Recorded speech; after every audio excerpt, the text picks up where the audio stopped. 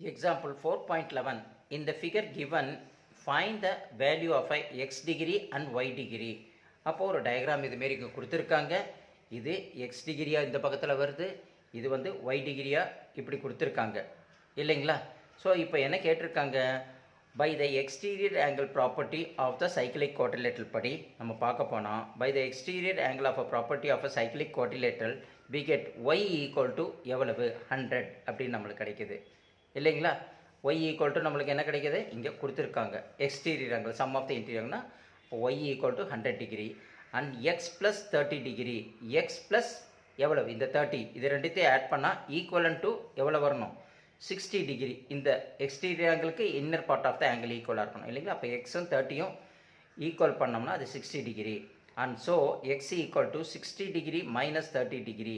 அப்போ X equal to எவ்வளவு 30 degree. புரியுது இல்லைங்களா. அப்போ இது 30 டிகிரி இருக்குது, அதனால போட்டாச்சு.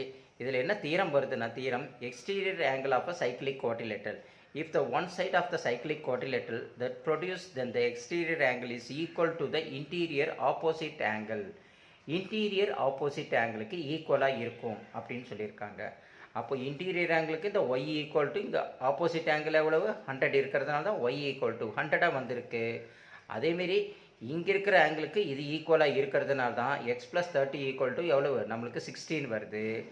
அதை தான் நம்ம எக்ஸ் ப்ளஸ் 30 ஈக்குவல் டு 16 போட்டு எக்ஸ் ஈக்குவல் டு 60 மைனஸ் 30. அப்போ எக்ஸ் ஈக்குவல் டு 30 டிகிரி அப்படின்னு நம்ம போட்டிருக்கோம். புரியுது இல்லைங்களா. ஸோ இப்படி அழகாக புரிஞ்சுக்கோங்க. இந்த ப்ராப்பர்ட்டியை புரிஞ்சுக்கிட்டிங்கன்னா இந்த சம் ஈஸியாக போகும். புரியலன்னா தான் கஷ்டமாயிடும். அப்போ எக்ஸோட வேல்யூவும் நம்ம கண்டுபிடிச்சிட்டோம், ஒய்யோட வேல்யூவும் நம்ம கண்டுபிடிச்சிட்டோம் இல்லைங்களா. இதை அழகாக புரிஞ்சு போட்டு பார்த்துக்கோங்க, ரொம்ப ஈஸியாக இருக்கும்.